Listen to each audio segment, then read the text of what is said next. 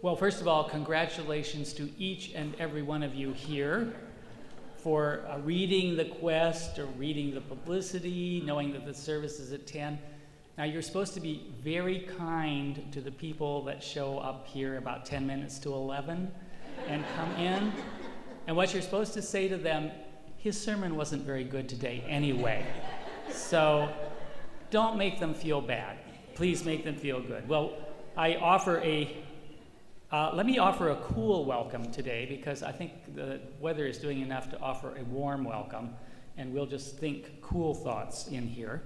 I'm the Reverend Ned Wight, the interim senior minister here at the congregation, serving with the Reverend Jennifer Brower, Reverend Natalie Fenimore, and today our worship assistant, Robin Finan-Jones, and we're happy to have her helping me today. We are delighted that you all chose to be here this morning at this ungodly hour of 10. The RE program, Art and Nature at the Rock, will be in room 9 this morning, so if you're feeling like you're ambiguous about being here, there's a kids' activity that will be very engaging in room 9. Robin mentioned that her cousin in California had been evacuated because of the fires, so I want to invite us to keep in our hearts and our minds and our prayers those who have been displaced or affected by these natural disasters in California and around the world, frankly. This is a very tough time for a lot of people. There will be bagels and coffee after the service. Before the concert that's today at 1 o'clock in the tent that some of you can see out the window. It's a magnificent tent. I think it will certainly shield us from the sun. When I went out there earlier today, it was condensation had developed on the inside. It was raining a little inside the tent. But I figured that is actually cooling rain. So I think you'll have a thoroughly good time. There's a $5 suggested donation. There are raffle gift baskets that you'll want to consider putting some money in to try to get some great stuff. And there are particular provisions for those with mobility limitations. You can take the elevators in the lobby down to the first floor, walk to the staff lunchroom. There are arrows that will direct you. And there's a ramp that will lead down the slope to the tent so that you can have an opportunity to enjoy that concert. If you have any questions or concerns about that, please, I'll be hovering in that area, and come see me, and we'll do whatever we need to do to make sure that you can reach where you need to go. The order of service lists all manner of activities that are happening this week. There will be a memorial to Hiroshima, the 73rd anniversary, here tomorrow evening. And some other events that are listed there. And next week at 11 a.m., that's back to the regular time, 11 a.m., Deacon Stephen DiMartino will return.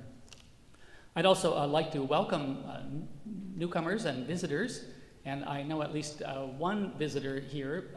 Some of you have asked over the years where I got my stole, and I said that my very talented and gifted sister made the stole. Well, my talented and gifted sister is actually here today, visiting with her husband, her talented and gifted husband, Tom, in the fourth row over there. So I certainly welcome them. They come from Prescott, Arizona, and they are responsible for the heat today. So if you have any problems with that, just speak to Wendy or Tom. They will be happy to apologize to you about that. All right, I think that that concludes our announcements.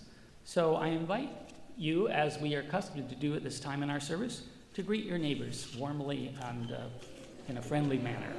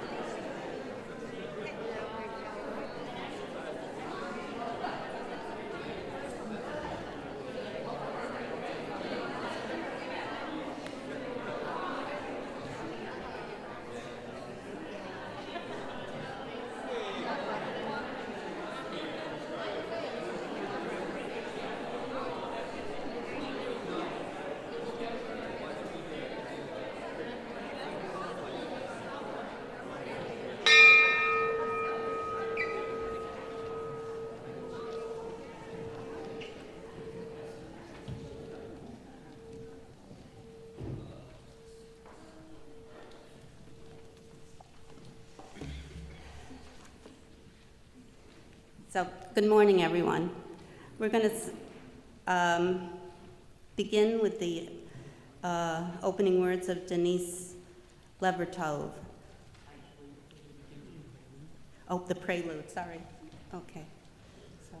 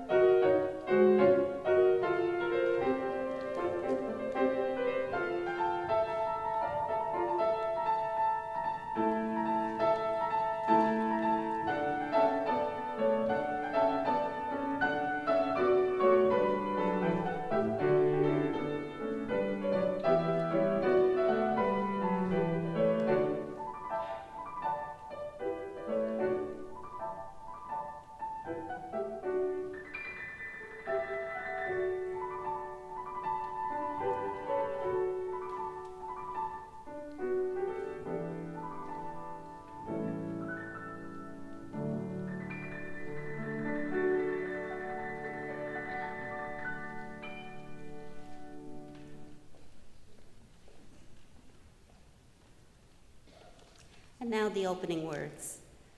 Intricate and untraceable, weaving and interweaving, dark strands with light, designed beyond all spidery contrivance, to link, not to entrap. Elation, grief, joy, contrition, entwined, shaking, changing, forever forming, transforming. All praise to the great web.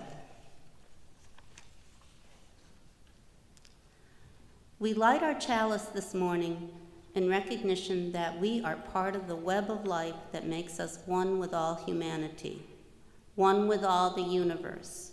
We are grateful for the miracle of consciousness, that we share the consciousness that gives us the power to remember, to love, to care. Please stand in body or spirit as we sing together hymn number 1008 in the Teal hymn book. Number 1008, When Our Heart is in a Holy Place.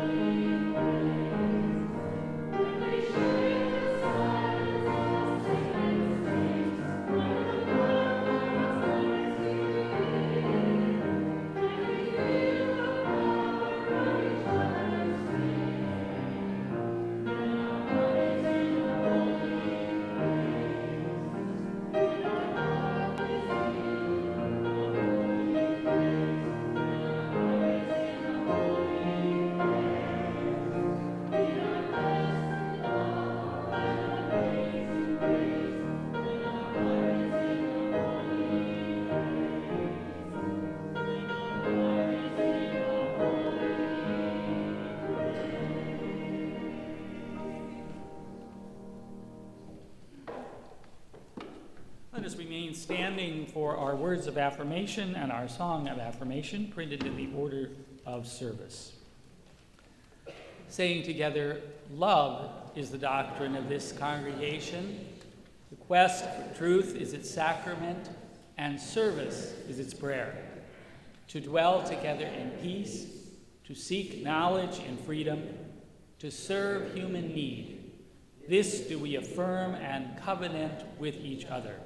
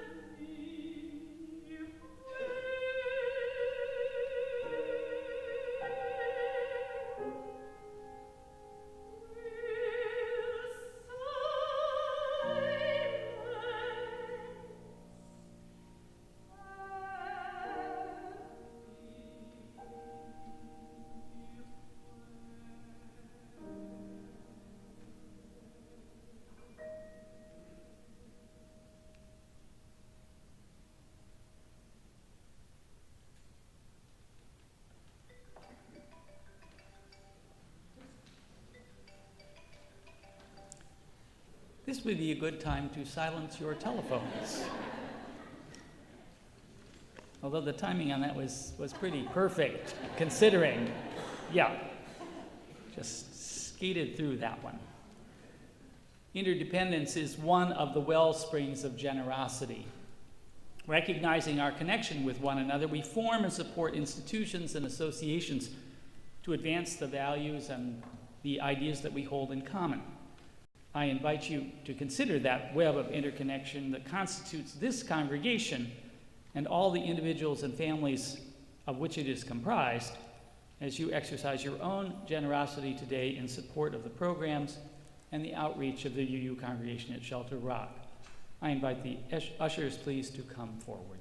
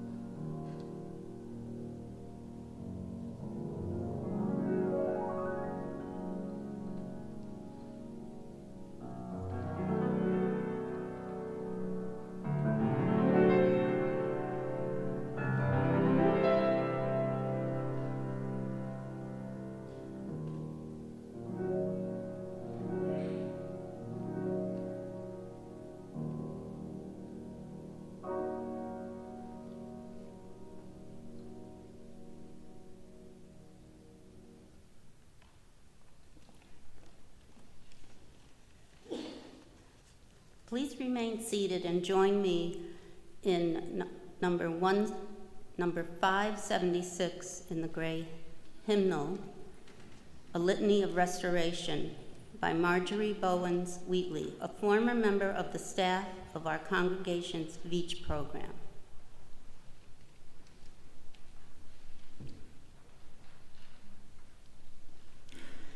If recognizing the interdependence of all life, we strive to build community, the strength we gather will be our salvation. If you are black and I am white, it will not matter. If you are female and I am male, it will not matter. If you are older and I am younger, it will not matter. If you are progressive and I am conservative, it will not matter. If you are straight and I am gay, it will not matter. If you are Christian and I am Jewish, it will not matter. If we join spirits as brothers and sisters, the pain of our aloneness will be lessened, and that does matter. In this spirit, we build community and move towards restoration.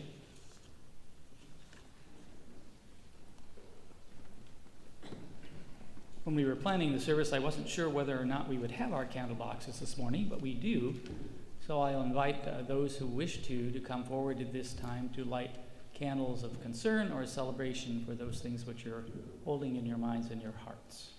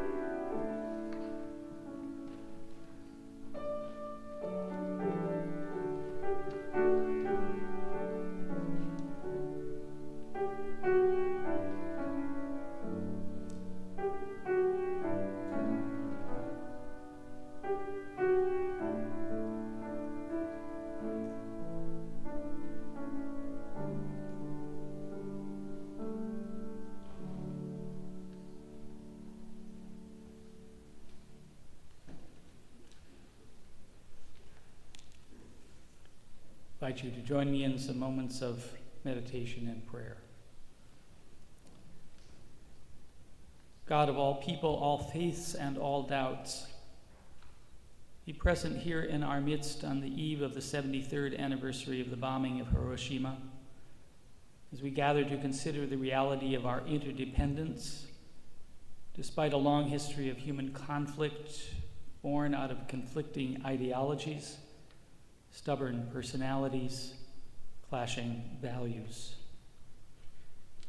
God of all people, all faiths, and all doubts, be present here in our midst as we muster the courage to make decisions about our future as a congregation and as a nation, knowing we never have all the facts we need, that there's always an element of uncertainty, and that not one of us has all the answers.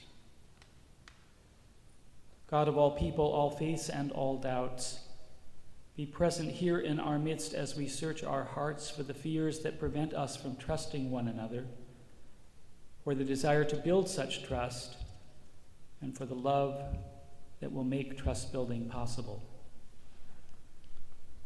God of all people, all faiths, and all doubts, be present here in our midst to inspire us to be humble, compassionate, and forgiving, so that this congregation can model the kind of civility and vision we long to experience here on Long Island, in our struggling nation, and throughout our interdependent world.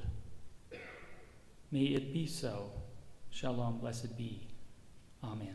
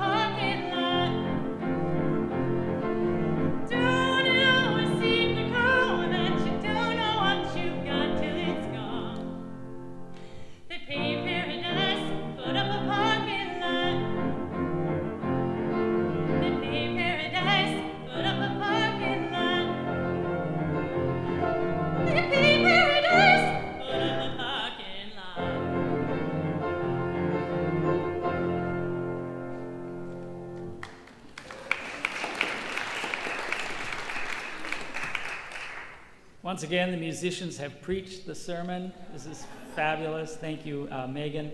And Lynn brought to my attention that it's Kristen, correct? Yeah, Kristen, our pianist, her name is not in the order of service. And you're doing a fabulous job this summer, and we want to thank you. And thank you, Lynn.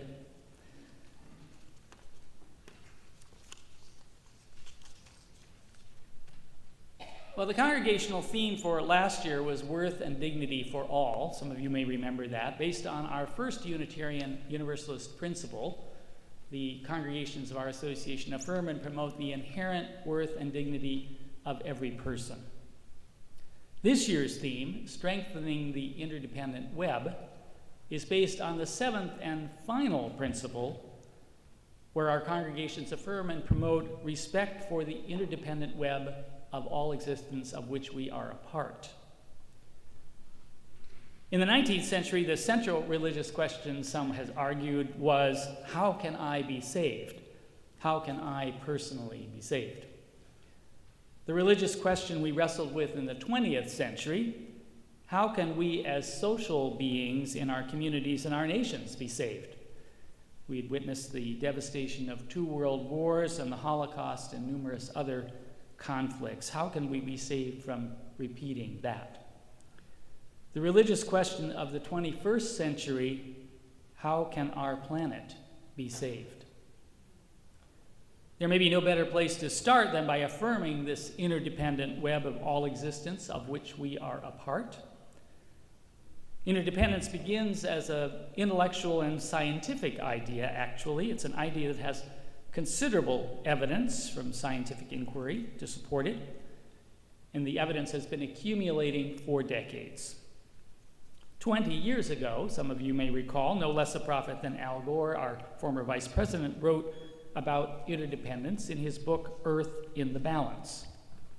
He wrote, "This phenomenon of interdependency is probably best illustrated by what scientists call positive feedback loops, which magnify the force with which change occurs.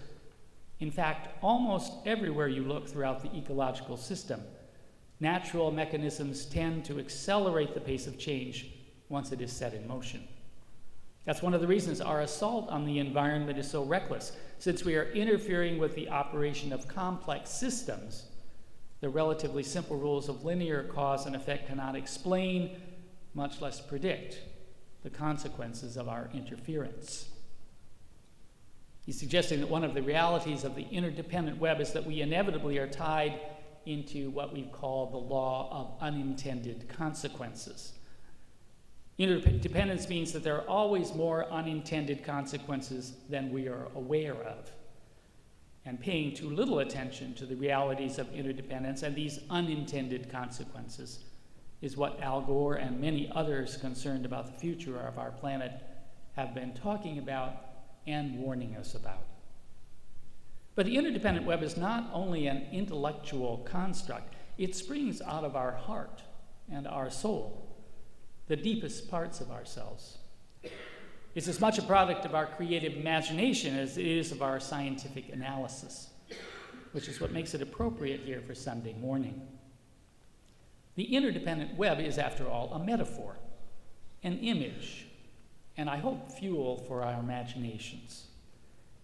This image has the power to change us fundamentally and change what it is that we do in our lives. Poets and mystics are certainly aware of this power. You can recall the poetic language of activist Denise Levertov that Robin read as our opening words this morning. One of my favorite descriptions is from Mark Mosher de Wolf, who died too young from HIV/AIDS in the 1980s, one of our key UU leaders in the 1980s. Here is his poetic description of the web. And he wrote this out of the recognition and the vision that he had as he knew he was dying from AIDS. "I have a strong image of that interdependent web. It is a metaphor for me of all existence, a shimmering lacework where each stitch picks up a string from the stitches around and creates a unique individual knot, passing the strings on to the next. This lacework is at the core of everything, not only here and now, but back through time to the Big Bang and out through space to the farthest star. We are not and never have been separate. We depend on, literally, our lives hang from this web like the safety net trapeze artists use, and like the very mechanisms, the pulleys and ropes upon which they dance, and each of us, too, is a knot in the network, part of the system of being which supports life." Another UU minister, David Bumbaugh, has this to say: "The seventh principle calls us to reverence before the world, not some future world, but the miraculous world of our everyday experience. It challenges us to understand the world as reflexive and relational rather than hierarchical. It bespeaks a world with neither God nor humanity at the center. It bespeaks a world where, because all things impinge upon all other things, everything matters. It challenges us to take responsibility for the whole and all parts of the whole, since in an interdependent world, every decision, every relationship has significance for every other decision and relationship. It calls us to trust the creative, evolving, and redeeming process that brings us into being, that sustains our being, that transforms our being. It offers a vision of the world where the sacred is incarnated in every moment, in every aspect of being, a world where God is always fully present and fully at risk. You'll see that these statements are as much poetry as prose. They attempt to point to a reality and a truth beyond the capacity of mere words to describe. Grasping at this truth requires us to take our own experiences seriously, to open our eyes and our hearts and our minds to the richness and depth of what we ourselves experience and have experienced, as Mark DeWolf did, as Denise Levertov did.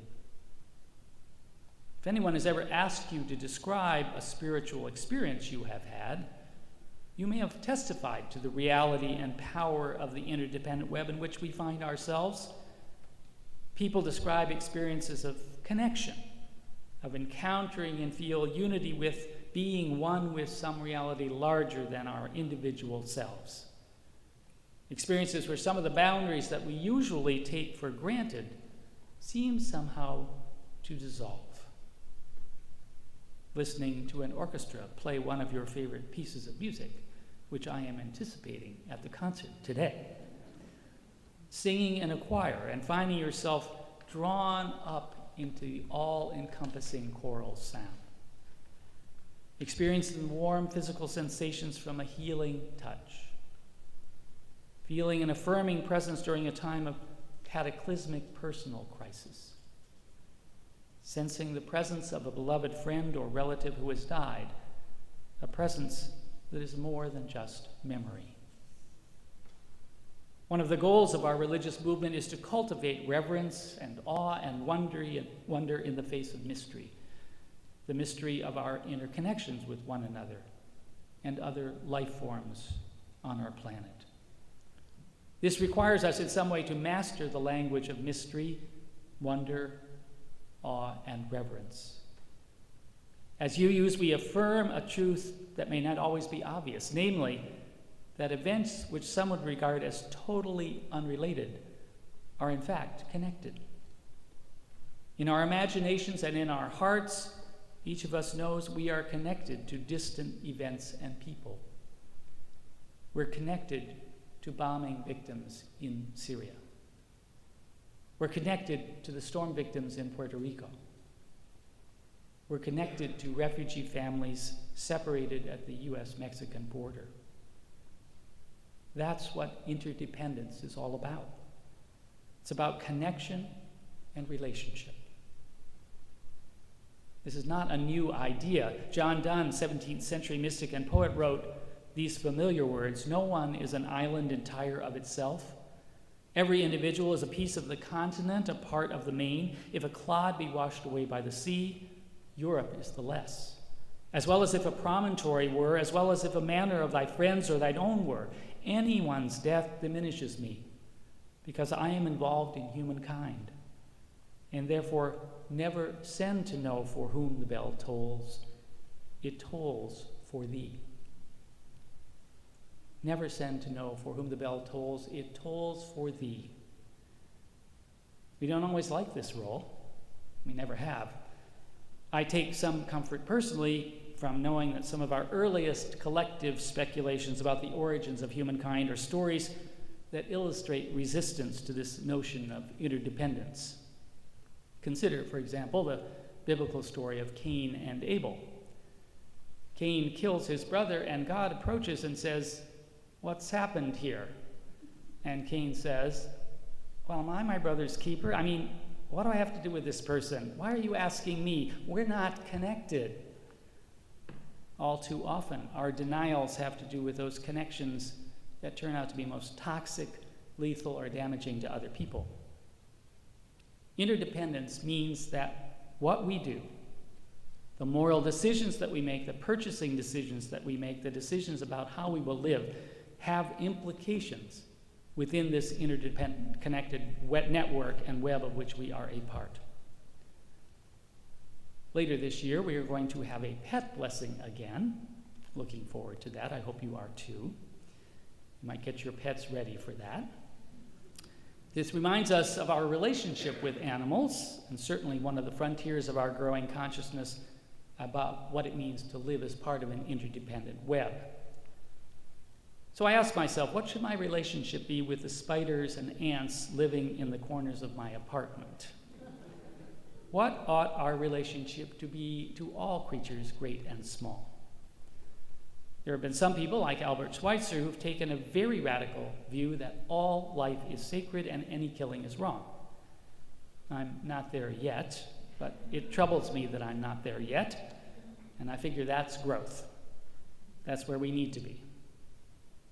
This kind of thinking applies to our human relationships as well. I was intrigued, actually, this week that Pope Francis came out saying that capital punishment is always wrong. I think his rationale is rooted in something like our notion of shared interdependence.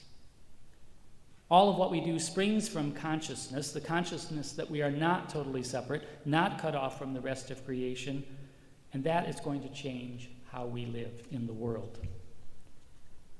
In a book called The Essential Mystic, Andrew Harvey warns us, unless the human race realizes with a passion and a reverence beyond thought or words its interbeing with nature, it will destroy in its greed the very environment it is itself sustained by. Unless our fundamental sacred connectedness with every being and thing is experienced deeply and enacted everywhere, religious, political, and other differences will go on creating intolerable conflict that can only increase the already dangerously high chances of our own self-annihilation. Respect is an attitude rooted in ideas but bolstered by our experience. Right thinking alone is not enough. We need to experience our interconnection at a deeper level. Harvey speaks about passion and reverence beyond thought or words.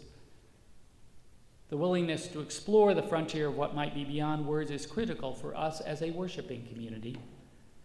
It's critical that we allow ourselves to go to that place. That's one of the functions of what we call prayer. So I will conclude this sermon with a prayer. Mysterious power that we sometimes sense but never fully know. We seek to deepen our respect for the interdependent web of all existence of which we are a part.